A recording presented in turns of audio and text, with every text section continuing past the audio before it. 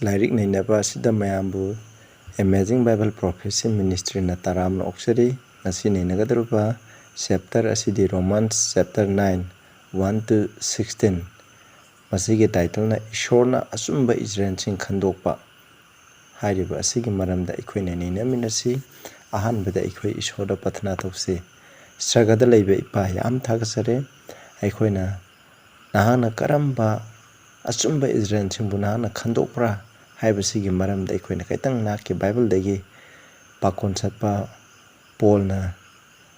Pibiramba Sigi Matuna Karana Nagadori, Ainangambu Kudumunaki and Nambaki Matuna Ohenbu, Taribis now sing the Su Basiga Sumba Patana Kangmangam Pipe to Ohenbu, Provusi Sugi in the Columjari. Amen. Romans 9 1 to 3 Paminasi, Queen Mamang chapter Aita Equina Naina Creation now sing. Chapter 8 na maru eba chapter amani madui maram da ekhoi na phajana ina khre du gi makha chathak ni ekhoi yengse aina asumba do Christa Jesu da hai aina oida bangangte ai ki apapata khangningai ki khangngai ki puning na su thawai Ashengba da aina sakhi piri habna pona habse aina ngangba cha Ainang Paul Masana ngang ne ba khudimok Christa da Sumbani Asum ngangbani habsini aduga khoi conscience habdi khoi puning apapata khangningai sakti je masada su ishogi thawai na khoi da lepanai da ngangbi ba aduna haidiba sindasu sakhi pi habni Paul na habse karigi damukta no haidi man pi je that I have great heaviness and continual sorrow in my heart magi thamoi da ko yamna Lepanai than a punging waba, aduga tamoise, lumhanba ma lay. Karigita mamana tamoy lumibano habda, verse 3 namuhai. I say, I is noxing have the Jewsing, Jehudising, Jewsing, Hebrew Machasing,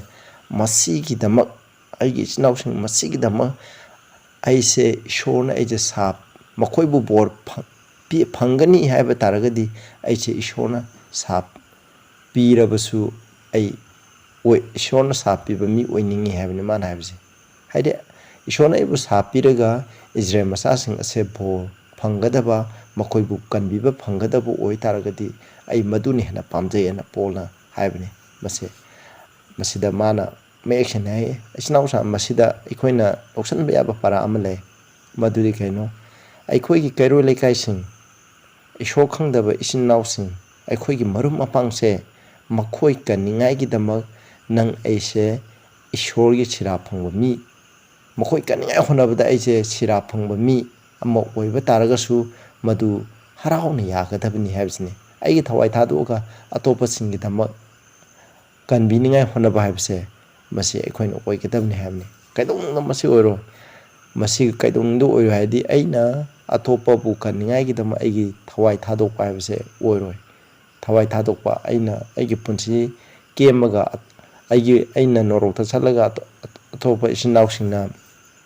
can be vibes, Madugum Madu oil. I honabaduna, it's now can betarabdi. I was so in a shona, Sagada Conganeva, Adubu Pol na Hari with the mana hanging lip the cano, Moses Casamani, Moses when a lime mutila, golden crapto, Kurumbo Matunda, Shona, is a Machasing do. Tumna Mangalagani had a Shona sapi matam Shona hamni. Sure. Nang na Israel Machasing the Mangan Gadabu or Betaragadi, Aibu Naki, Ahing Biki like them, Loctopio. I want the Arankubam Pipig and Wina, Mahana Matsim Noxing dog canning Baki the minor labor. Dugum Bado, I quite a lake at them, is Noxing che. Canning I get the Madula she have said. I know Mam the Hizani, Madugi Tonado, quite the lace. Romans 9 gi 4 to 6 am say. Ashengba Israel say no have Sidai man I might but some now in Lucanano who are Israelite to whom Makoising and do Israelites ni Aduna Equoy is now singing dama Christian singing dama Equoina Makoi Bucania Equoy is now singing dama Equoje Cano Honagadabni have say Masida Palibni at the high Israel sing a sida adoption had the Ishona Jokat Piba Quina Joksaba have do Makoi the Oeva. Israel Mati privileged people have the Quina Kongbia, Adugo Makoi the Mati Mungan have the Shogi Lamtas had to say Makoi the Pazana Kangan Bide, ꯃꯈꯣꯏꯗꯁꯨ ꯎꯠꯂꯦ ꯑꯗꯨꯒ ꯃꯈꯣꯏꯗ ꯋꯥꯔꯦꯞꯅꯕꯤꯕ ꯍꯥꯏꯕꯗꯤ ꯀꯚꯦꯅꯥꯟ ꯍꯥꯏꯕꯁꯦ ꯏꯁꯣꯔꯒꯤ promise ꯀꯚꯦꯅꯥꯟ ꯍꯥꯏꯕꯁꯦ ꯃꯈꯣꯏꯗ ꯄꯤꯕꯤꯌꯦꯕ ꯑꯩꯈꯣꯏꯅ ꯀꯚꯦꯅꯥꯟꯒꯤ ꯃꯔꯝꯗꯁꯨ ꯃꯃꯥꯡꯗ ꯌꯥꯝ ꯅꯩꯅꯈꯔꯦ ꯇꯨ ꯀꯚꯦꯅꯥꯟ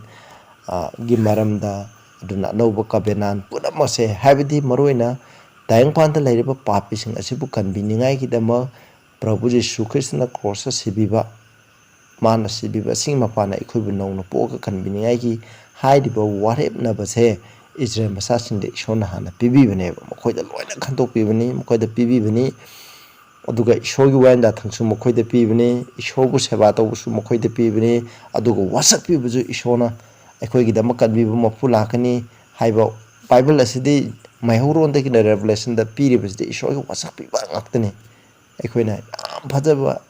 ꯏꯁꯣꯔꯒꯤ ꯋꯥꯁꯛꯄꯤꯕ ꯌꯥꯝ ꯂꯩꯈ꯭ꯔꯦ ꯃꯃꯜ ꯌꯥꯝꯂꯕ ꯋꯥꯁꯛꯄꯤꯕ ꯃꯌꯥꯝ ꯑꯗꯨ ꯀꯅꯥꯗ ꯄꯤꯕꯅꯣ ꯏꯖ꯭ꯔꯦꯜꯁꯤꯡꯗ ꯄꯤꯕꯅꯤ ꯍꯥꯏꯕꯁꯤꯅꯤ ꯈ꯭ꯋꯥꯏꯗꯒꯤ ꯕꯣꯔ ꯐꯪꯕ ꯖꯥꯇꯤ ꯍꯥꯏꯕꯗꯣ ꯃꯈꯣꯏꯅ ꯑꯣꯏꯔꯦꯕ ꯍꯧꯖꯤꯛꯇꯤ ꯍꯣꯏ ꯏꯖ꯭ꯔꯦꯜ ꯃꯆꯥꯁꯤꯡꯗꯣ ꯍꯧꯖꯤꯛꯇꯤ ꯏꯁꯣꯔꯅ ꯌꯥꯗꯕ ꯃꯔꯝ ꯑꯣꯏꯗꯨꯅ ꯏꯁꯣꯔꯒꯤ ꯑꯅꯤꯡꯕꯒꯤ ꯃꯇꯨꯡ ꯏꯟꯅ ꯆꯠꯇꯕꯅ ꯃꯔꯝ ꯑꯣꯏꯗꯨꯅ ꯃꯈꯣꯏꯗ ꯍꯧꯖꯤꯛꯇꯤ ꯈꯟꯗꯣꯛꯄꯤꯕ ꯍꯥꯏꯗꯨ ꯑꯣꯏꯗ꯭ꯔꯦ ꯍꯥꯏꯔꯤꯕ ꯄ꯭ꯔꯣꯃꯤꯁꯁꯦ 9ꯒꯤ 4ꯁꯤꯃꯛ ꯍꯧꯖꯤꯛꯇꯤ ꯀꯅꯥꯗ ꯑꯣꯏꯔꯦ ꯑꯁꯦꯡꯕ ꯈ꯭ꯔꯤꯁꯇꯥꯟ ꯄ꯭ꯔꯚꯨ ꯖꯤꯁꯨ ꯈ꯭ꯔꯤꯁꯇꯒꯤ ꯃꯇꯨꯡ ꯏꯟꯗꯨꯅ ꯆꯠꯂꯤꯕ ꯑꯁꯦꯡꯕ ꯈ꯭ꯔꯤꯁꯇꯥꯟꯁꯤꯡ ꯑꯗꯨꯗ ꯍꯥꯏꯔꯤꯕ ꯋꯥꯁꯛꯄꯤꯕ ꯈꯨꯗꯤꯡꯃꯛꯁꯦ ꯑꯩꯈꯣꯏꯗ ꯊꯨꯡꯉꯕꯅꯦꯕ ꯅꯪ ꯑꯩꯁꯨ ꯑꯗꯨꯒꯨꯝꯕ ꯋꯥꯁꯛꯄꯤꯕ ꯑꯗꯨ ꯊꯨꯡꯉꯕꯅꯦꯕ ꯏꯁꯣꯔꯅ ꯏꯖ꯭ꯔꯦꯜ ꯃꯆꯥꯁꯤꯡ ꯈꯟꯗꯣꯛꯏꯁꯤ ꯀꯔꯤꯒꯤꯅꯣ ꯍꯥꯏꯗꯤ ꯃꯈꯣꯏꯒꯤ ꯃꯄꯥꯟꯅ ꯃꯈꯣꯏꯅ ꯑꯆꯨꯝꯕꯗꯣ ꯏꯜꯂꯒ ꯃꯈꯣꯏꯒꯤ ꯄꯨꯟꯁꯤꯗ ꯊꯥꯖꯕꯒꯤ ꯃꯄꯥꯟꯅ ꯍꯤꯡꯂꯒ ꯑꯅꯧꯕ ꯄꯨꯟꯁꯤ ꯃꯍꯤꯡ ꯑꯃ ꯍꯤꯡꯂꯒ ꯑꯆꯨꯝꯕꯗꯣ 마ꯂꯦꯝ ꯄ꯭ꯔꯤꯊꯤꯕꯤꯗ ꯂꯩꯕ ꯃꯤꯁꯤꯡ ꯑꯗꯨꯗ ꯁꯟꯗꯣꯛꯑꯒ ꯑꯗꯨꯒ ꯏꯁꯣꯔ ꯈꯪꯗꯕ ꯃꯤꯁꯤꯡ ꯑꯗꯨꯕꯨ ꯀꯟꯕꯤꯅꯤꯡꯉꯥꯏꯒꯤꯗꯃꯛ ꯃꯈꯣꯏ ꯈꯟꯗꯣꯛꯄꯅꯦꯕ ꯏꯆꯤꯟꯅꯥꯎꯆꯥ ꯈ꯭ꯔꯤꯁꯇꯥꯟ ꯑꯣꯏꯕ ꯑꯩꯈꯣꯏꯁꯦ ꯏꯁꯣꯔꯅ ꯍꯧꯖꯤꯛ ꯈꯟꯗꯣꯛꯏꯁꯤ ꯀꯔꯤꯒꯤꯅꯣ ꯅꯪ ꯑꯩꯒꯤ ꯃꯄꯥꯟꯅ ꯑꯩꯈꯣꯏꯒꯤ ꯀꯩꯔꯣꯏ ꯂꯩꯀꯥꯏꯗ ꯂꯩꯔꯤꯕ ꯂꯥꯏ ꯃꯨꯔꯇꯤ ꯂꯥꯠꯄ ꯑꯆꯨꯝꯕ ꯈꯪꯗꯕ ꯃꯤꯁꯤꯡ ꯑꯁꯤꯕꯨ ꯀꯟꯕꯤꯅꯤꯡꯉꯥꯏꯒꯤꯗꯃꯛ ꯅꯪ ꯑꯩꯒꯤ ꯄꯨꯟꯁꯤꯗ ꯅꯪ ꯑꯩꯒꯤ ꯂꯝꯆꯠ ꯁꯥꯖꯠ ꯋꯥꯉꯥꯡ ꯁꯉꯥꯡꯁꯦ ꯎꯔꯀꯥꯟꯗ ꯅꯪ ꯑꯩꯒꯤ ꯃꯄꯥꯟꯅ ꯏꯁꯣꯔꯒꯤ ꯅꯨꯡꯁꯤꯕꯗꯣ ꯃꯈꯣꯏꯗ ꯈꯪꯉꯒ ꯃꯈꯣꯏꯗꯣ ꯀꯟꯕꯤꯅꯤꯡꯉꯥꯏꯒꯤꯗꯃꯛ ꯏꯁꯣꯔꯅ ꯈꯟꯗꯣꯛꯄꯅꯤ ꯍꯥꯏꯕꯁꯤ ꯑꯩꯈꯣꯏꯅ ꯀꯥꯎꯒꯨꯝꯁꯦ ꯚꯔꯁ 5ꯇꯁꯨ ꯍꯥꯏ ꯁꯤꯗ ꯍꯥꯏ ꯍꯨꯁ ꯑꯥꯔ ꯗ ꯐꯥꯗꯔ ꯑꯩꯈꯣꯏꯒꯤ ꯏꯄꯥ ꯏꯄꯨꯁꯤꯡ ꯑꯁꯤꯁꯨ ꯀꯩꯗꯧꯕ ꯏꯖ꯭ꯔꯦꯜꯁꯤꯡꯗꯒꯤ ꯂꯥꯛꯄꯅꯤ ꯃꯈꯣꯏꯁꯨ ꯑꯗꯨꯒ ꯍꯛꯆꯥꯡꯒ ꯃꯔꯤ ꯂꯩꯅꯅ ꯍꯛꯆꯥꯡꯒꯤ ꯃꯇꯨꯡ ꯏꯟꯅ ꯈ꯭ꯔꯤꯁꯇ ꯑꯁꯤꯁꯨ ꯃꯈꯣꯏꯗ ꯂꯥꯛꯄꯅꯦ ꯈ꯭ꯔꯤꯁꯇꯅ ꯇꯥꯏꯕꯪꯄꯥꯟꯗ ꯃꯤꯑꯣꯏꯕꯒꯤ ꯁꯛꯇꯝ ꯂꯧꯔꯒ ꯂꯥꯛꯄꯁꯨ ꯏꯖ꯭ꯔꯦꯜꯒꯤ ꯙꯔꯥꯗ ꯂꯥꯛꯄꯅꯦꯕ ꯃꯁꯤꯅꯤꯀꯣ ꯃꯍꯥꯛꯅ ꯍꯨ ꯏꯁ ꯑꯣꯚꯔ ꯑꯣꯜ ꯈ꯭ꯔꯤꯁꯇ ꯍꯥꯏꯁꯤꯅ ꯄꯨꯝꯅꯃꯛꯀꯤ ꯃꯊꯪꯅꯤ ꯕꯣꯔ ꯃꯇꯝ ꯈꯨꯗꯤꯡꯗ ꯕꯣꯔ ꯐꯪꯉꯕ ꯏꯁꯣꯔꯅꯤ ꯍꯥꯏꯕꯅꯤ ꯈ꯭ꯔꯤꯁꯇ ꯍꯥꯏꯕꯁꯦ ꯑꯩꯈꯣꯏꯅ ꯕꯣꯔ ꯐꯪꯉꯕ ꯍꯥꯏꯕꯗꯤ ꯃꯇꯤꯛ ꯃꯉꯥꯟ ꯆꯥꯎꯔꯕ ꯏꯁꯣꯔꯅꯤ ꯍꯥꯏꯕꯁꯦ ꯍꯥꯏꯔꯤꯕꯁꯤ ꯀꯅꯥꯒꯤ ꯃꯄꯥꯟꯅ ꯂꯥꯛꯏ ꯏꯖ꯭ꯔꯦꯜꯁꯤꯡ ꯑꯗꯨꯒꯤ ꯃꯄꯥꯟꯅ ꯂꯥꯛꯏ ꯍꯥꯏ ꯁꯤꯗ ꯚꯔꯁ 6ꯇ ꯑꯃꯨꯛ ꯌꯦꯡꯁꯤ not as though the word of God hath taken none effect ꯃꯁꯤꯅ ꯂꯥꯛꯏ ꯍꯥꯏꯕꯗꯤ ꯏꯁꯣꯔꯅ ꯍꯥꯏꯈꯤꯕ ꯕꯥꯏꯕꯜꯗ ꯍꯥꯏꯈꯤꯕ ꯋꯥꯍꯩ ꯈꯨꯗꯤꯡꯃꯛꯁꯦ ꯃꯁꯤ ꯑꯔꯦꯝꯕꯅꯤ ꯍꯥꯏꯕꯒꯤ ꯋꯥ ꯅꯠꯇꯦꯕ ꯃꯁꯤ ꯈꯨꯗꯤꯡꯃꯛꯁꯤ ꯏꯆꯤꯟꯅꯥꯎꯆꯥ ꯃꯁꯤ ꯏꯁꯣꯔꯅ ꯍꯥꯏꯈꯤꯕ ꯈꯨꯗꯤꯡꯃꯛ ꯆꯨꯝꯃꯦ ꯏꯁꯣꯔꯅ ꯍꯥꯏꯈꯤꯕ ꯈꯨꯗꯤꯡꯃꯛ ꯊꯣꯛꯀꯅꯤ ꯑꯗꯨꯕꯨ ꯊꯣꯛꯑꯣꯏꯗꯕꯁꯦ ꯅꯪ ꯑꯩꯅ ꯏꯁꯣꯔꯅ ꯍꯥꯏꯕꯗꯨꯒꯤ ꯃꯇꯨꯡ ꯏꯟꯅ ꯆꯠꯇ꯭ꯔꯒꯗꯤ ꯃꯁꯤ ꯊꯣꯛꯑꯣꯏꯕ ꯏꯖ꯭ꯔꯦꯜꯁꯤꯡꯗ ꯏꯁꯣꯔꯅ ꯋꯥꯁꯛꯄꯤꯕ ꯃꯌꯥꯝꯗꯣ ꯃꯈꯣꯏꯗ ꯊꯣꯛꯇꯦꯕ ꯃꯔꯝꯗꯤ ꯀꯔꯤꯅꯣ ꯃꯈꯣꯏꯅ ꯋꯥꯁꯛꯄꯤꯕꯗꯨꯒꯤ ꯃꯇꯨꯡ ꯏꯟꯅ ꯆꯠꯇꯦ ꯃꯈꯣꯏꯅ ꯏꯁꯣꯔꯅ ꯍꯥꯏꯕꯗꯨꯒꯤ ꯃꯇꯨꯡ ꯏꯟꯅ ꯆꯠꯇꯦꯕ ꯃꯁꯤꯅꯦꯕ ꯌꯦꯡꯁꯤ ꯑꯁꯤꯗ ꯃꯔꯝꯗꯤ they are not all Israel ꯃꯈꯣꯏ ꯈꯨꯗꯤꯡꯃꯛ Israel ꯂꯣꯏꯅ ꯅꯠꯇꯦ which are of Israel Israelꯗꯒꯤ ꯂꯩꯕ ꯃꯈꯣꯏ ꯈꯨꯗꯤꯡꯃꯛ Israel ꯑꯁꯦꯡꯕ ꯑꯆꯨꯝꯕ Israel ꯉꯥꯛꯇ ꯅꯠꯇꯦ ꯍꯥꯏ ꯑꯗꯨꯅ ꯑꯩꯈꯣꯏ ꯁꯤꯗꯁꯨ ꯈꯪꯕ ꯌꯥꯏ ꯄ꯭ꯔꯤꯊꯤꯕꯤꯗ ꯂꯩꯔꯤꯕ ꯈ꯭ꯔꯤꯁꯇꯥꯟ ꯈꯨꯗꯤꯡꯃꯛ ꯑꯩꯈꯣꯏꯁꯦ ꯂꯣꯏꯅꯃꯛ ꯑꯁꯦꯡꯕ ꯈ꯭ꯔꯤꯁꯇꯥꯟ ꯉꯥꯛꯇ ꯅꯠꯇꯦ ꯍꯥꯏꯕꯁꯦ ꯑꯩꯈꯣꯏꯅ ꯀꯥꯎꯒꯨꯝꯁꯦꯕ ꯑꯩ ꯈ꯭ꯔꯤꯁꯇꯥꯟꯅꯤ ꯑꯩ ꯄ꯭ꯔꯚꯨꯗ ꯊꯥꯖꯕ ꯃꯤꯅꯤ ꯑꯩ ꯆꯔꯆ ꯆꯠꯂꯤ ꯑꯩ ꯁꯤ ꯇꯧꯋꯦ ꯍꯥꯏꯕ ꯃꯤꯁꯤꯡꯁꯦ ꯑꯁꯦꯡꯕ ꯈ꯭ꯔꯤꯁꯇꯥꯟ ꯍꯥꯏꯁꯦ ꯑꯩꯈꯣꯏꯅ ꯌꯥꯒꯗꯕ ꯅꯠꯇꯦ ꯃꯔꯝꯗꯤ ꯏꯖ꯭ꯔꯦꯜ ꯃꯆꯥ ꯈꯨꯗꯤꯡꯃꯛ ꯏꯁꯣꯔꯅ ꯍꯥꯏ ꯃꯈꯣꯏ ꯑꯁꯦꯡꯕ ꯏꯖ꯭ꯔꯦꯜ ꯅꯠꯇꯦ ꯍꯥꯏ 7 8 ꯑꯃꯨꯛ ꯌꯦꯡꯁꯤꯀꯣ neither ꯑꯣꯏꯕꯁꯨ ꯉꯝꯃꯣꯏ ꯍꯥꯏ because they are the seed of Abraham are they all children ꯑꯕ꯭ꯔꯥꯍꯝꯒꯤ ꯗꯔꯥ ꯂꯣꯏꯅꯕ ꯈꯨꯗꯤꯡꯃꯛꯁꯦ ꯃꯈꯣꯏ ꯏꯁꯣꯔꯒꯤ ꯃꯆꯥꯁꯤꯡ ꯑꯣꯏꯕ꯭ꯔꯥ ꯍꯥꯏꯕꯅꯤ ꯑꯣꯏꯗꯦ ꯍꯥꯏꯁꯤꯗ but in Isaac shall thy seed be called ꯑꯗꯨꯕꯨ ꯑꯥꯏꯖꯦꯛꯇ ꯅꯪꯒꯤ ꯗꯔꯥꯁꯤꯡꯗꯣ ꯀꯧꯒꯅꯤ ꯍꯣꯏ ꯑꯕ꯭ꯔꯥꯍꯝꯒꯤ ꯃꯆꯥ ꯃꯁꯨ ꯌꯥꯝ ꯂꯩ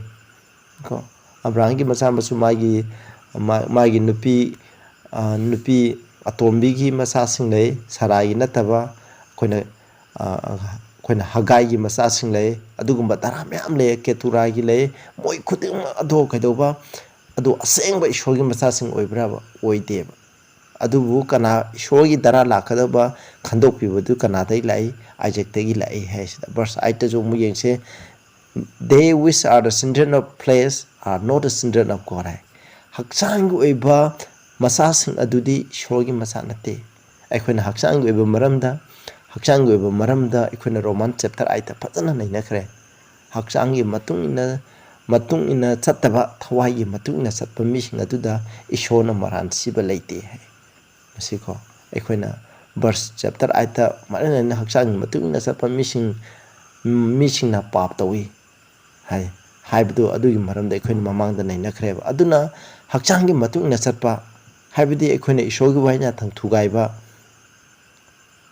ishordagi phangba thawjana adugi mapana asengba punsi hingdaba aigi mitki na kongi hakchangi kayatsingi indrisingi matuina saliba mising ado ishorgi asengba masa nateba asengba Christian haiba siki tese sida leire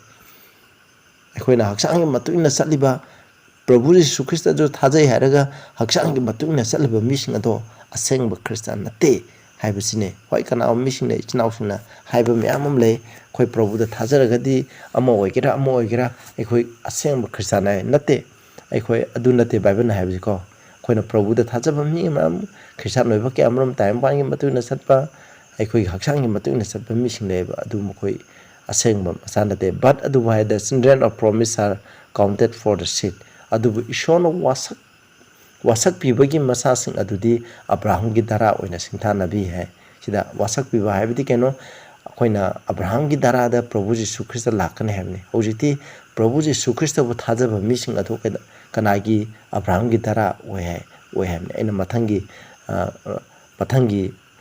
verse koina 12 ki matungda koina madugi text to hajara ke mu phoi mu yengse 9 to 13 da mu yengse verse 9 da ko maramdi masi ishogi wasak pibo haido masini haidiba matam sida ai lakani sarana masa ama phangani habne Abraham gi masa makoina sahi maudra Abraham na sahi chama suruba matam da makoigi saragi juma ki angang khawdo mathau tawdraba matam haidi angang chabokpagi matam henkraba matam atuda makoida lakpa matam da ishona wasak pibne Prabhu Jesu Krishna wasak pibne makoigi mungda atiti oina Abraham ko samba matam adune hairiba matam semaktada sarasu masanupa ama phangani habne masida ka not only this maduda nate ko Rebecca na sukaidoba ma Isaac ki mapana ma mirola me adu Isaac na mo verse 11 de si Isaac na masanupa ani phaibo ani poe kana poe koina Jacob ka Isaac ka pokune adu mokoina poe adu bo hairiba angang asina afaba karino phataba karino mokoina tawdri da ko tawdri da that the promise of God according to election my stand adubu ishona shona khandok piba adugi matungna mokoi je pandam adu thungai gi dama shona khandok piga matungna pandam adu thungai gi dama ko masya go not of works but of him that call haidi mokoina haidi Isaac na afaba tawi natraga Jacob na afaba tawi haiduna mokoi ani se ishogi khandokraba dara to oi haiba nateba masina haibse aina afaba tawraga adu haiba nateba adubu ishor kobi khraba ishordo adugi matungina ne verse 12 thai it was said unto her Rebecca da haibse keno koina mayambana manaw pagi seba tawgane haibne ishona hana khangrabne ishona hana wasak pigramne aseng magidi taingpami kambu mapu oigedaba se mokoigi masanpa ahangi darada oigedabne adu oideba haigo haidi koina Isaac ju koina Jacob ki masa train chulai adugo mokoigi kwai ahan macha Reuben da taingpang kambi mapu lakteba kaigino haidi Judah da laeba maramdi karigino ai thadi mokoina shoki oiba shona dara pokada bugi kunna do mokoida shuda bugi neba masida haribse masini sida harise as it is written Jacob I love but Esau I hated Shona hai Jacob bude ai nungsi Esau bude ai na tukiche hai karigi dama Esau Jacob nungsiraga asuki mati oidaba ngangba machin thiba ma ahum nganglaga magi barai da to phangmane ba machin thiba de mapa da su oidaba ngang na longnamba Esau da ju longnamba masineba aduga Isaac Esau da ju oinamba aduneba mana khadrang madak tawraga magi barai phangeba aseng bagidi mana khadang madak tawdraga ju Esau na mongonda na biraga dabane ꯑꯗꯨꯕꯨ ꯃꯍꯥꯛꯁꯨ ꯃꯥꯅ ꯐꯪꯕꯒꯤ ꯃꯑꯣꯡꯗꯣ ꯂꯥꯜꯂꯦ ꯑꯗꯨꯝ ꯑꯣꯏꯅꯃꯛ ꯃꯉꯣꯟꯗ ꯏꯁꯣꯔꯕꯨ ꯊꯥꯖꯩ ꯃꯥꯗ ꯏꯁꯣꯔꯅ ꯍꯥꯏꯕꯒꯤ ꯃꯇꯨꯡ ꯏꯟꯅ ꯆꯠꯂꯦ ꯑꯗꯨꯒ ꯏꯁꯣꯔ ꯍꯥꯏꯕꯁꯤꯅ ꯏꯁꯣꯔꯅ ꯍꯥꯏꯕꯒꯤ ꯃꯇꯨꯡ ꯏꯟꯅ ꯆꯠꯊꯦꯕ ꯃꯥꯁꯦ ꯚꯔꯁ ꯍꯤꯕ꯭ꯔꯨ 12:16 ꯍꯥꯏꯁꯦ ꯃꯁꯤꯗ ꯍꯥꯏꯀꯣ ꯏꯁꯣꯔꯒꯨꯝꯅ ꯑꯣꯛꯇꯕ ꯃꯔꯝꯆꯠ ꯑꯣꯛꯇꯕ ꯃꯤ ꯑꯣꯏꯒꯅꯨ ꯍꯥꯏ ꯆꯥꯛꯈꯣꯝ ꯑꯃꯒꯤꯗꯃꯛꯁꯦ one morsel of meat ꯍꯥꯏꯀꯣ ꯆꯥꯛ ꯆꯗꯨꯝ ꯑꯃꯒꯤꯗꯃꯛ ꯆꯥꯛ ꯈꯨꯕꯥꯝ ꯑꯃꯒꯤꯗꯃꯛ ꯃꯍꯥꯛꯀꯤ ꯕꯥꯔꯠ ꯔꯥꯏꯠ ꯑꯗꯨ ꯌꯣꯟꯊꯣꯛꯏ ꯍꯥꯏꯕꯅꯤ ꯃꯍꯥꯛꯀꯤ ꯕꯥꯔꯠ ꯔꯥꯏꯠ ꯌꯣꯟꯊꯣꯛꯄ ꯍꯥꯏꯕꯗꯤ ꯑꯩꯁꯦ ꯆꯥꯛ ꯆꯥꯗ꯭ꯔꯒ ꯑꯩꯅ ꯕꯥꯔꯠ ꯔꯥꯏꯠ ꯐꯪꯉꯒ ꯑꯩꯒꯤ ꯗꯔꯥꯗ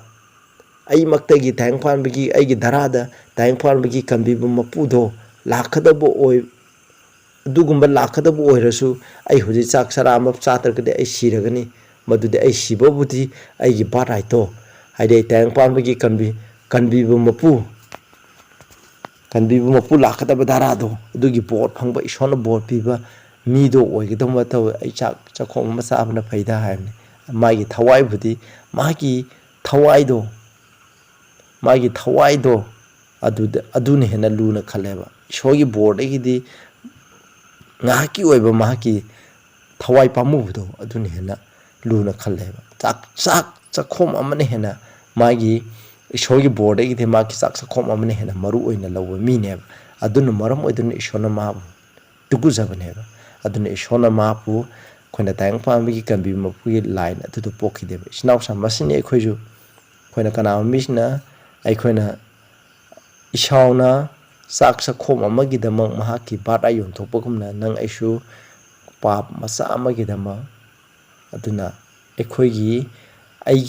ꯏꯁꯣꯔꯅ ꯑꯩꯈꯣꯏꯗ ꯋꯥꯁꯛꯄꯤꯕꯒꯤ ꯑꯔꯥꯡ ꯈꯨꯕꯝ ꯑꯁꯦ ꯑꯩꯈꯣꯏꯅ ꯁꯩꯇꯥꯟꯗ ꯌꯣꯟꯊꯣꯛꯄ ꯌꯥꯏꯕ ꯀꯔꯤꯒꯨꯝꯕ ꯃꯇꯝꯗ ꯂꯥꯛꯀꯅꯤ ꯑꯔꯥꯡ ꯈꯨꯕꯝ ꯐꯪꯕꯕꯨꯗꯤ ꯑꯩꯒꯤ ꯉꯥꯏꯍꯥꯛꯇꯪ ꯃꯤꯀꯨꯞ ꯑꯃꯒꯤ ꯅꯨꯡꯉꯥꯏꯕꯗꯣ ꯃꯗꯨꯅ ꯐꯩ ꯍꯥꯏꯕ ꯇꯟꯖꯥ ꯂꯥꯛꯀꯅꯦꯕ ꯑꯔꯣꯏꯕ ꯚꯔꯁ ꯑꯅꯤꯁꯦ ꯑꯩꯈꯣꯏꯅ ꯚꯔꯁ ꯑꯍꯨꯝꯁꯦ ꯑꯃꯨꯛ ꯄꯥꯃꯤꯟꯅꯔꯁꯤ ꯁꯤꯗ ꯍꯥꯏ Romans 9:14-16 What shall we say then? Is there unrighteousness with God? ꯑꯗꯨ ꯑꯣꯏꯇꯥꯔꯗꯤ ꯑꯩꯈꯣꯏꯅ ꯀꯔꯤ ꯍꯥꯏꯁꯤꯔꯥ ꯏꯁꯣꯔꯗ ꯙꯔꯃ ꯆꯦꯟꯗꯕ ꯂꯩ ꯍꯥꯏꯁꯤꯔꯥ ꯍꯥꯏꯕꯅꯤ ꯍꯥꯏꯕꯗꯤ ꯏꯁꯥꯎꯗꯨꯅ ꯕꯣꯔ ꯄꯤꯗ꯭ꯔꯦ ꯖꯦꯀꯣꯕꯅ ꯕꯣꯔ ꯄꯤꯔꯦ ꯑꯗꯨꯗꯤ ꯏꯁꯣꯔꯅ ꯃꯤꯆꯪ ꯃꯤꯈꯥꯏ ꯅꯥꯏꯕꯒꯤꯔꯥ ꯍꯥꯏꯕ ꯑꯃ ꯂꯩ God forbid ꯏꯁꯣꯔꯅ ꯌꯥꯗꯦ For he said to Moses Moses high I will have mercy on whom I will have mercy ꯑꯩꯅ ꯃꯤꯅꯨꯡꯁꯤ ꯎꯠꯀꯗꯕ ꯑꯗꯨꯗ ꯑꯩꯅ ꯃꯤꯅꯨꯡꯁꯤ ꯎꯠꯀꯅꯤ ꯑꯩꯅ ꯊꯧꯖꯥꯟ ꯎꯠꯀꯗꯕ ꯑꯗꯨꯗ ꯑꯩꯅ ꯊꯧꯖꯥꯟ ꯎꯠꯀꯅꯤ ꯑꯩꯅ ꯃꯤꯅꯨꯡꯁꯤ ꯎꯠꯀꯗꯕ ꯑꯗꯨꯗ ꯑꯩꯅ ꯃꯤꯅꯨꯡꯁꯤ ꯎꯠꯀꯅꯤ ꯍꯥꯏ ꯃꯁꯤꯗꯀꯣ ꯚꯔꯁ 16ꯗ ꯑꯃꯨꯛ ꯌꯦꯡꯁꯦ ꯑꯗꯨꯃꯥꯏꯅ so then it is not of him that will or him that runneth ꯑꯗꯨꯗꯤ ꯅꯤꯡꯂꯤꯕ ꯃꯍꯥꯛꯇꯨꯒꯤ ꯅꯠꯇ꯭ꯔꯒ ꯆꯦꯜꯂꯤꯕ ꯃꯍꯥꯛꯇꯨꯅ ꯃꯁꯤ ꯑꯣꯏꯍꯟꯕ ꯅꯠꯇꯦꯕ ꯏꯁꯣꯔꯒꯤ ꯊꯧꯖꯥꯟ ꯐꯪꯕ ꯍꯥꯏꯕꯁꯦ ꯍꯥꯏꯕꯗꯤꯀꯣ but of God that show mercy ꯊꯧꯖꯥꯟ ꯎꯠꯂꯤꯕ ꯏꯁꯣꯔꯗꯣ ꯑꯗꯨꯅ ꯑꯣꯏꯕꯅꯤ ꯍꯥꯏꯕ ꯃꯁꯤ ꯍꯣꯏ ꯚꯔꯁ 15-16ꯗ ꯀꯅꯥꯒꯨꯝꯕ ꯃꯤꯁꯤꯅ ꯂꯥꯟꯅ ꯈꯟꯕ ꯌꯥꯏꯀꯣ ꯃꯁꯤꯅ ꯍꯥꯏꯕꯗꯤ ꯏꯁꯣꯔꯅ ꯕꯣꯔ ꯄꯤꯅꯤꯡꯕ ꯃꯤꯁꯤꯡ ꯑꯗꯨ ꯏꯁꯣꯔꯅ ꯕꯣꯔ ꯄꯤꯔꯅꯤ ꯄꯤꯅꯤꯡꯗꯕ ꯃꯤ ꯑꯗꯨ ꯏꯁꯣꯔꯅ ꯕꯣꯔ ꯄꯤꯔꯔꯣꯏ ꯍꯥꯏꯅ ꯀꯅꯥꯒꯨꯝꯕ ꯃꯤꯁꯤꯅ ꯈꯟꯕ ꯌꯥꯏꯕ ꯃꯗꯨ ꯅꯠꯇꯦ ꯁꯤꯗ ꯍꯥꯏꯁꯦ ꯑꯩꯅ ꯃꯤꯅꯨꯡꯁꯤ ꯎꯠꯀꯗꯕꯗꯨꯗ ꯃꯤꯅꯨꯡꯁꯤ ꯎꯠꯀꯅꯤ ꯍꯥꯏꯕꯅꯤ ꯏꯁꯣꯔꯒꯤ ꯃꯤꯅꯨꯡꯁꯤ ꯎꯠꯄ ꯐꯪꯐꯝ ꯊꯣꯛꯄꯗꯣ ꯑꯗꯨꯒꯨꯝꯕ ꯃꯤꯁꯤꯡ ꯑꯗꯨꯗ ꯏꯁꯣꯔꯅ ꯎꯠꯀꯅꯤ ꯍꯥꯏꯕꯅꯤ ꯏꯁꯔꯥꯌꯦꯜ ꯃꯆꯥꯁꯤꯡꯗ ꯏꯁꯣꯔꯅ ꯃꯤꯅꯨꯡꯁꯤ ꯌꯥꯝ ꯎꯠꯂꯝꯃꯤ ꯑꯗꯨꯕꯨ ꯃꯈꯣꯏ ꯏꯁꯣꯔꯅ ꯍꯥꯏꯕꯗꯨꯒꯤ ꯃꯇꯨꯡ ꯏꯟꯅ ꯆꯠꯇꯦ ꯃꯈꯣꯏ ꯊꯥꯖꯕꯒꯤ ꯃꯇꯨꯡ ꯏꯟꯅ ꯆꯠꯇꯦ ꯃꯈꯣꯏꯗ ꯂꯣ ꯄꯤꯌꯦ ꯏꯁꯣꯔꯒꯤ ꯌꯥꯊꯪ 10 ꯄꯤ ꯂꯣꯏꯅ ꯄꯤꯌꯦꯕ ꯃꯈꯣꯏꯅ ꯌꯥꯊꯪ ꯉꯥꯛꯑꯦ ꯍꯥꯏꯅ ꯁꯦꯔꯃꯣꯅꯦꯜ ꯂꯣꯁꯤꯡ ꯃꯈꯣꯏꯅ ꯂꯣꯏ ꯏꯜꯂꯦ ꯑꯗꯨꯕꯨ ꯁꯦꯔꯃꯣꯅꯦꯜ ꯂꯣꯁꯤꯡꯗꯨꯅ ꯃꯈꯣꯏꯅ ꯏꯜꯂꯤꯕ ꯂꯣꯁꯤꯡ ꯑꯗꯨꯕꯨ ꯄꯤꯕꯤꯔꯤꯕ 10 commandmentꯕꯨ ꯏꯕꯤꯔꯤꯕ ꯄ꯭ꯔꯚꯨ ꯖꯤꯁꯨ ꯈ꯭ꯔꯤꯁꯇ ꯃꯁꯥꯃꯛ ꯁꯦꯔꯃꯣꯅꯦꯜ ꯂꯣ ꯑꯗꯨꯕꯨ ꯁꯤ ꯇꯧꯒꯗꯕꯅꯤ ꯁꯦꯔꯃꯣꯟ ꯂꯣ ꯑꯗꯨꯒꯤ ꯃꯇꯨꯡ ꯏꯟꯅ ꯄ꯭ꯔꯚꯨ ꯖꯤꯁꯨ ꯈ꯭ꯔꯤꯁꯇ ꯇꯥꯏꯕꯪꯄꯥꯟꯕꯒꯤ ꯀꯟꯕꯤꯕ ꯃꯄꯨ ꯑꯃ ꯂꯥꯛꯀꯅꯤ ꯍꯥꯏꯅ ꯃꯗꯨꯗ ꯇꯥꯛꯂꯤꯕꯅꯤ ꯑꯗꯨꯕꯨ ꯍꯥꯏꯔꯤꯕ ꯀꯟꯕꯤꯕ ꯃꯄꯨ ꯑꯗꯨ ꯂꯥꯛꯑꯕ ꯃꯇꯨꯡꯗ ꯍꯥꯏꯔꯤꯕ ꯀꯟꯕꯤꯕ ꯃꯄꯨ ꯑꯗꯨ ꯃꯈꯣꯏꯅ ꯊꯥꯖꯗꯦꯕ ꯑꯗꯨꯒꯨꯝꯕ ꯊꯥꯖꯗꯕ ꯃꯤ ꯑꯗꯨꯗ ꯀꯔꯝꯅ ꯏꯁꯣꯔꯅ ꯃꯥꯒꯤ ꯃꯤꯅꯨꯡꯁꯤ ꯑꯗꯨ ꯎꯠꯀꯅꯤ ꯏꯁꯣꯔꯗ ꯊꯥꯖꯕ ꯂꯩꯇꯕ ꯏꯁꯣꯔꯗ ꯉꯥꯖꯗꯕ ꯃꯤ ꯑꯗꯨꯗ ꯀꯔꯝꯅ ꯏꯁꯣꯔꯅ ꯃꯥꯒꯤ ꯃꯤꯅꯨꯡꯁꯤ ꯑꯗꯨ ꯎꯠꯀꯅꯤ ꯃꯗꯨꯗꯤ ꯑꯣꯏꯊꯣꯛꯇꯕꯅꯦꯕ ꯏꯆꯤꯟꯅꯥꯎꯆꯥ ꯃꯗꯨꯅꯤ ꯏꯁꯣꯔꯅ ꯍꯥꯏꯕꯁꯦ ꯍꯥꯏꯗꯤ ꯑꯩꯈꯣꯏꯅ ꯏꯁꯣꯔꯒꯤ ꯃꯤꯅꯨꯡꯁꯤ ꯑꯩꯈꯣꯏꯗ ꯎꯠꯄꯤꯕꯗꯨꯒꯤ ꯃꯇꯨꯡ ꯏꯟꯅ ꯑꯩꯈꯣꯏꯅ ꯆꯠꯄ ꯇꯥꯔꯒꯗꯤ ꯏꯁꯣꯔꯅ ꯑꯩꯈꯣꯏꯗ ꯑꯗꯨꯝ ꯕꯣꯔ ꯄꯤꯒꯅꯤ ꯍꯥꯏꯕꯅꯤ ꯃꯁꯤ ꯈꯨꯗꯤꯡꯃꯛꯁꯦ ꯑꯩꯅ ꯏꯁꯣꯔꯒꯤ ꯕꯣꯔ ꯐꯪꯒꯦ ꯍꯥꯏꯅ ꯑꯩꯅ ꯑꯐꯕ ꯇꯧꯔꯒ ꯑꯩꯅ ꯂꯝꯖꯦꯟ ꯆꯦꯜꯂꯒ ꯑꯩꯅ ꯀꯟꯅ ꯍꯣꯠꯅꯔꯒ ꯃꯁꯤ ꯅꯠꯇꯦꯕ ꯑꯔꯥꯡ ꯈꯨꯕꯝ ꯐꯪꯕ ꯑꯩꯈꯣꯏꯅ ꯏꯁꯣꯔꯒꯤ ꯕꯣꯔ ꯐꯪꯕ ꯍꯥꯏꯕꯁꯦ ꯃꯁꯤꯗꯤ ख्रिस्टगी मपाना अखोइगिदमक क्रॉस सिबिखिबा ख्रिस्टदो अदुगी मपान खक्तना अखोइना मसी फंगबा ngambनेबा अदुना अइना अफबा तौरगा अइना मयाम तौरगा हाइरगा अइना सरगा सकदबा नते मरमदी जीवसिंगना तौरिबदो मखोइना लोइना सेरेमोनियल लोंगाई मखोइना फेस्टिवल ngai मखोइना तेन कमाई ngai हाइना मखोइना क्लेम तौई मखोइना ngai अदुबु मखोइना कनबिबा मपु जीसु ख्रिस्टदि थाजदेबा सिनाबसा क्वाइदगी मरु एबसे याथंगाकपा सेरेमोनियल लो इनबा सर्कमसाइज तौबा अमा अमा तौबा अदु नतेबा क्वाइदगी मरु एबसे अहानबदा प्रभुदा थाजबदनेबा अखोइना प्रभुदा थाजरगा संगनबा मतंदा प्रभुना अखोइदा ओनबा पोराकांदा हाइरिबा प्रभु फंगबा मतंददी प्रभुबो अखोइना फंगबा लोइना लोंगाकपा अदगी अतै अतै लेरिबा खुदिमस लोइना मथंदा लानेबा अखोइगी थमोइदा लागा प्रभुना अखोइजे अखोइना पापी ओरंबा अखोइसे धर्म से ममी ओहनगनेबा प्रभुना मसिको ख्रिस्तान चाउसिंग कनागुम खरने यादब लय मरमदे अखोइना ख्रिस्तान थाजरगा अखोइगी लमचा साजा वंगांग संगाजे होंगतु ओय हैना अखोइना प्रभुदा थाजरगा अखोइगी लमचा साजाचे ओंथोपा ngamdraba पापी ओरंबा अखोइजे असेंगबा पुंसी मी हातपा ओरंबा अखोइजे असेंगबा मी हातबा मिनुंगसिना पिकथंबा थौजानेबा मी अमा अखोइना प्रभुदा थाजबिगी मपान ओइरकपा ngamdraba मागा तो असेंगबा ख्रिस्तान नतेबा मसी मुंगने ngasiगी paraसिदा हाइनिंगलिबसे पोलना हाइनिंगलिबसे मसिनेबा इजराइल मसासिंगदो इशोरना कौथोए इशोरगी अचुंबा मखैदो मखैदो लोइना खंगली मखैना खंगदबा करी अमता लैते लोइना मखैदा पुनम इशोरना मखैदा लोइना खंगलेबा अदुबु मखैना प्रभुदा थाजदेबा थाजदबदुना मरम ओइदना कैदबा मखैबु इशोरगी खंदोखरबा मी हाबदो मखैना तोखरेबा हौसिति सिनाउसा अखोइजु ख्रिस्तान ओइबा खुदिमो लोइना कनबिने हाबा लैतेको अखोइ खुदिमकसे इजराइल मसाका अखोइगे सब मानबने अखोइजे इशोरना हाबिगी मतुंगना असेंब ख्रिस्तान हक्सांगी मतुंगना सत्तबा थवाइगी मतुंगना सत्ता प्रभुदा ngaजबगी मतुंगना नौनुपोकी मतुंगना सत्प ख्रिस्तानदो ओइसि हैना आइना मयामदा हाइमिनसे असमाय तौदना असेंब इजराइल असेंब ख्रिस्तान हाबिदो अखोइ बाइबलगी मतुंगना प्रभुदा थाजरगा अखोइना असेंब लमसा साजत मंगोनगी शक्ति निरगा ओनबा अदुगुमा अचुंबा ख्रिस्तान अमा ओइसि हैना आइना मयामदा अपील तौजरी ताबी मैम ईश्वर बोफी बैसनो प्रार्थना तौसे पाइश्वर खनौजी तंखिबगी मतुंग अखोइजु असेंबा पा नंगोंदा थाजदुना प्रभु यीशु ख्रिस्टोंदा थाजदुना नाकी थौजांदा नाकी मिनुंगसिदा नाकी पांगंदा थाजरगा हिंगबा असेंबा ख्रिस्तान अमा हाइबदो ओइनबा नाहना पांगल शक्ति दो अखोइदा पिनबियु प्रभु यीशु ख्रिस्टगी मिंग खुरमजरी आमेन।